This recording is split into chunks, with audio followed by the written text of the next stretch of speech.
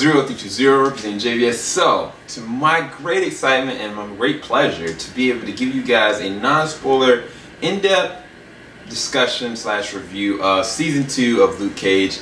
Brand new, coming to you guys June the 22nd. If you don't know, I've already released out episode for episode reviews on every single one of them. You can go and check those out if you want to your own discretion, but I wanted to make something more informal for you guys so you didn't have to go through all of those and feel like you're being spoiled, more so giving you like a synopsis of what it is. In addition to that, the final 2 episodes, which is episode 12 and episode 13, we'll not be releasing those until June the 22nd. Probably around like 3 a.m. when it actually does come up.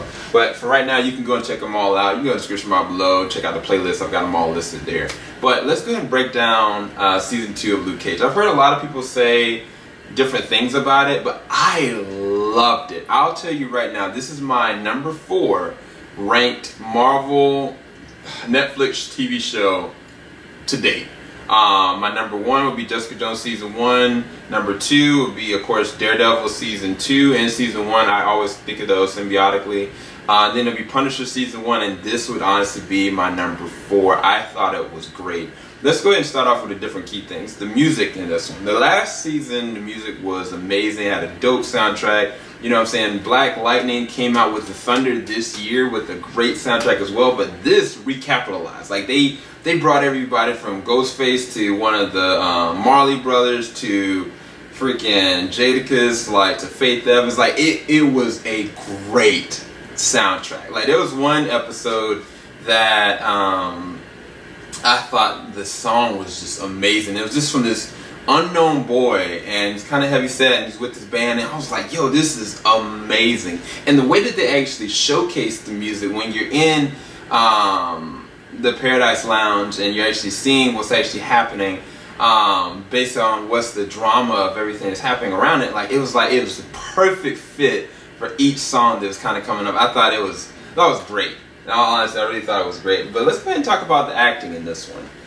The standouts would definitely be Alfre Woodard, the guy that plays Shades, which is Theo Rossi, Mustafa Shakar, who plays Bushmaster, and who else? Man, I thought everybody did a great job though, because Mike Colter brought it.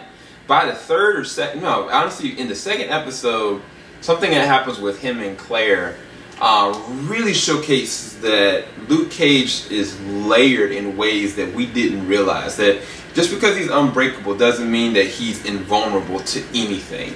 And emotionally, he has all this turmoil that gets overshadowed from when he started with Jessica Jones, from even his last season, even like in The Defenders. You really don't get to see what's really going on him, inside of him. Like he's gone through some trauma, even from the first season of Luke Cage. And so it's like all that gets brought to the forefront with his daddy issues, with the situation where he's dealing with anger. What is his motivation to actually be a hero? How does he see himself as a hero versus being a vigilante versus being something else? And I think that they play with that throughout the story arc so well. And Mike Colter, he just delivers on every single standpoint, the physicality standpoint, even those emotional moments. There's an emotional moment he has with the late Reg, Kathy, who plays his father, who does a great job in this season. Like, I was really taken back by their relationship throughout. And I don't want to spoil too much, but they have some very deep-seated conversations that, you know, I think that organically as a man, I took value of. Like, I was like, I can see how I can take what Luke is understanding and learning about himself and put it into my own life when it comes to control, when it comes to abuse, when it comes to anger, when it comes to being a black man, when it comes to, you know, trying to do the right thing, but the right thing might not be the right thing, you know what I'm saying? And I think that they play with that ideal like throughout this whole entire season, even to the very end. The end will shock you. Like, it really will shock you. I don't know if it's gonna keep you feeling indifferent. It might make you jaded. I don't really know, but I did not see the end coming. I love that. Alfre Woodard as Black Mariah Stokes, you'll get it, because Bushmaster, he has those delivery lines. I'll get to him in a second, but Alfie, honestly, to me, she deserves an Emmy nomination for this one. I think that she, from the very first season of Luke Cage, like, she just became unraveled. Like, you see all these different circumstances that kind of came out that made her who she was. Like, even when she killed her brother in season 1, even when she got pushed under the rug with the understanding that she was involved in this or that, this time around, she's trying to basically be clean. Like, her and Shades have a plan. They're trying to get out the game, but you can't escape your past, and you can't just wipe that blood out of the ledger taken out of around from Avengers and Black Widow. And she reaps that harvest in so many different ways, especially when Tilda, played by, I forget the girl's name because she does a great job, that plays Mariah's daughter, gets into the fold. And it's like everything starts to unravel. Like, everything that they're trying to do is just, it's just shot away. And it's amazing because it's something that she caused, but even more so, Aunt Mabel and other people that were involved around her put her in this situation into being who she's going to be. And it's like, she is a great villain, has no powers whatsoever, but is just so dark.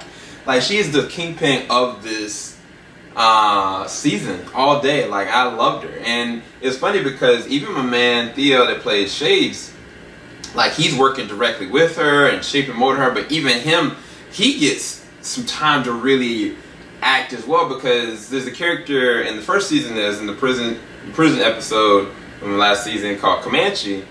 He plays a bigger role in this one, and it's like he kind of works with Shades.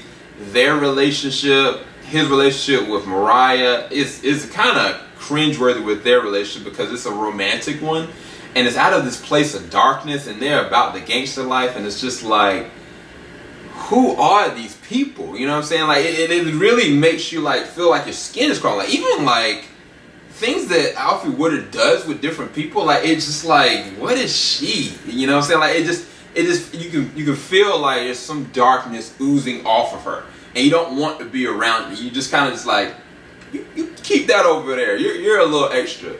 But especially with those scenes with them kind of kissing and like, it was interesting. They played those roles, but Shades has a lot more to do, especially the back half of the season, that I was really surprised where they took his character. But again, the character, I think her name is Gabrielle Dennis, I believe, plays the role of Tilda. Acting is amazing. There's just one scene, I think it's around, episode, is it 11 or is it 9? I think it's got to be, no. I think it's got to be like episode 11 or 9.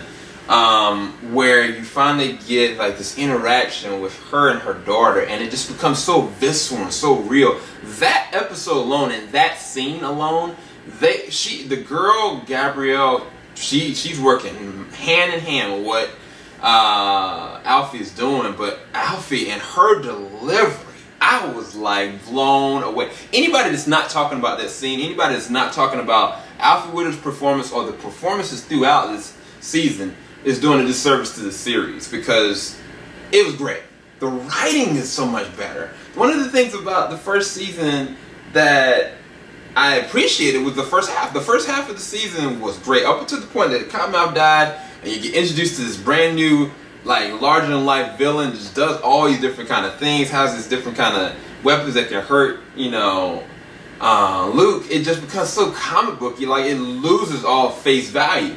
Instead, they keep that same tone from the first half, and they allow to layer out the whole entire season. And to lead that charge is somebody that is just as cunning, just as layered as Cottonmouth in Bushmaster. Bushmaster not only is an individualist, is entitled, is prideful, he's dark, he's dangerous, he's scary, but he is layered. And he's on that level to me as what Michael B. Jordan did for his role of Killmonger, like Eric Killmonger. Like, he really does define what it means to have a layered villain on a TV level. And I was just like, at certain points I was questioning, I was like, you're justified in this. Like, his his line deliveries though, Mariah Stokes, me brethren, like anything that comes out of his mouth, it's just like, it's so intense, it's in your face, and the actor does a phenomenal job. Like, even the fight scenes though in this season were a lot better. Like, it's funny because the last season it was more so like a lot of gun show. There were some good fights in the first half though. Second half it just kind of just became really more comical. But this one, like the more it stretches out and you get to see Bushmaster go up against Luke, and you ask yourself, how is that even possible? I'm not gonna spoil it here. But he is not someone to be trifled with, and he's more than capable of defending himself. And like I said, the fight choreographer exhibits that, like in the way that the fight scenes are done. But even characters like Misty, oh my gosh, I did not like her first season. I started to tolerate her a lot more in the Defenders. I loved her sacrifice, and one of the biggest things about season 2 of Luke Cage, I was like, yo, she's gonna get her arm, and that's the only thing I could really latch onto.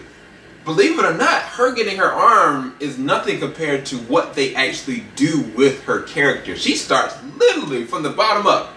And it's like, when you get to see her metamorphosis as a character, as a redefined cop, as a person of the law, like, it is just inspiring to watch. I love what they did with Misty in this season. I don't know, I was really taken aback. And I think a part of that comes to the writing. The writing was so much better in this season. I think it was paced a lot better as well. I never felt like anything was dragging. Even in episodes where you got certain surprise characters that do make appearances, like in episode 10, I'm not going to say who. All I can say is Heroes for Hire. If you know anything about that in the comics, you're going to love episode 10. And I look forward to what they're going to do that in the future. But the way the series ends, the way this season ends, is not only guaranteed a season 3, I need a season 3. I can't see a Heroes for Hire until we deal with this kind of thing. And I think that's what makes it so much better, man. Like, this is a great season. I think that there were some episodes here or there, you know, that, I mean, I guess maybe could have been cut down, maybe, but it's really just me nitpicking, man. I thought it was a perfect season. And I think it is discussion worthy. I'm going to be trying to do some discussions. Me and Joe talking about having a conversation about it. I want you guys to let me know what you guys think. Please go to Stardust. I don't have the ability maybe to go to Stardust this time around because I've already looked at all the episodes, but I want you guys to go to Stardust. Go to the description bar below. It's an application, just 30 seconds.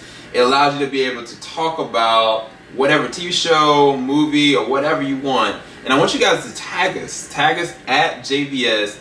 And let me know each episode how you guys gauged the season, what you guys thought about it, what you guys felt about it.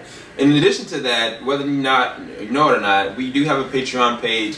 I will be putting up reactions to each and every episode up there early, so you can be able to watch every single episode like without any kind of limitations, completely unedited, completely uncut. And it's going to be really fun. They eventually will make their way to YouTube probably the week after the 22nd, one by one, day by day. But what else? I'm also going to be going and releasing out my reactions to Punisher Season 1.